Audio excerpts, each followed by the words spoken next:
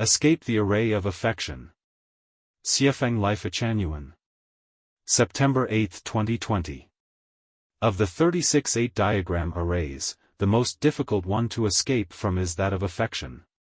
Everything has affection, all beings have affection, and affection is the rainbow and the best condiment of life. If the sky is affectionate, then the weather will be favorable. If the earth is affectionate, then the grain will be abundant. If people are affectionate, then life will be auspicious and warm. If things are affectionate, then spring forests will abound. Affection is like salt in food. With too little, it will taste dull; in excess, it will be too salty, but if in moderation, then and only then, its flavor will shine. Happy lives are not unfeeling but must not be trapped in affection. To be unfeeling is worse than to be a beast, but to be trapped in affection is worse than death. Affection can nourish people, but it can also torture them. Once people are poisoned by affection, they will become perverted. They will act like neither humans nor ghosts, but will be unreasonable, hysterical, and maybe even lose their minds eventually. Sort out your mood as you lie in bed. What is the most worrying thing in your life? What has tormented you the most, recently? What is the hardest thing for you to give up? What depresses you the most? What concerns you most deeply? What do you want to maintain the most? What do you want to end the most but are unable to? The answers are always affection. The affection between immediate family members, lovers, friends, classmates, masters and apprentices, teachers and students, comrades in arms, and so forth. Any special relationship that you establish with anyone else will entangle you and might make you worry for your whole lifetime. It will wrap you tightly within it and make you restless for your entire lifetime. This is the array of affection. Can you escape from this array? The array of affection is also the net of affection. Look at fishing nets. People cast their nets into the water, and any fish that enter it and cannot escape will be yanked out of the water and become meals on people's plates. Standing in heaven and watching the world, everyone looks like fish in nets. Those who cannot escape from their nets will become delicacies on the devil's dining table. Do you want to escape from this net of affection? It is hard to do so on your own. To do this, you must rely on the power of authority and the guidance of gods, Buddhas, celestials, and saints, especially the divine powers of Jesus Christ and Buddha Shakyamuni, and the road map of the guide.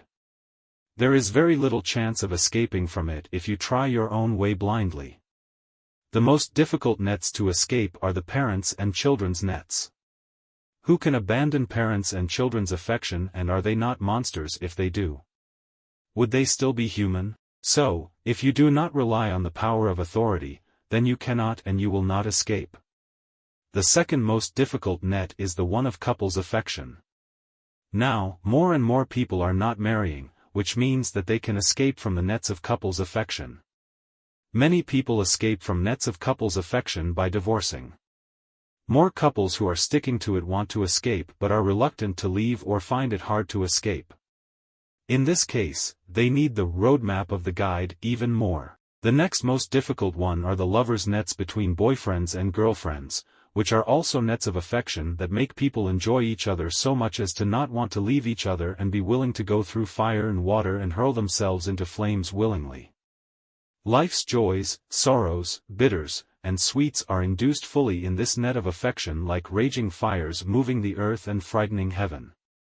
In these nets of affection, most people are unwilling to escape. They will even risk their lives, go to hell, and fight for victory in a flash moment, even with their heads broken and bleeding, their livers and gallbladders smashed. They will fly desperately like moths into flames. As long as there are people with whom we care about, with whom we miss, and with whom we want to maintain our relationships, we are in our array of affection. Until the day when we have nothing to care or worry about, with our minds abiding nowhere, our affection filling mountains and rivers, when we always long for the celestial islands, take things as they are, associate with others by following predestined relationships, act in accordance with our natures, and take advantage of opportunities as they arise, then we will not have escaped from our net of affection. How will you feel after escaping from your array of affection? It will feel like a frog crawling out from the bottom of a well into a pond, a wild horse stuck in silt returning to a prairie, a bird flying out of a cage into an idyllic forest, or a pig jumping out a pigpen and becoming human. The easiest, most direct, effective, and thorough way to escape from an array of affection is to become a Chanyuan celestial and live in the new oasis for life. From then on, you will no longer establish any special relationship with anyone else, especially by establishing a special love relationship with a member of the opposite sex. From then on, you will follow what is predestined, be open, leave things to fate, be free and unfettered, and enjoy life whatever it brings.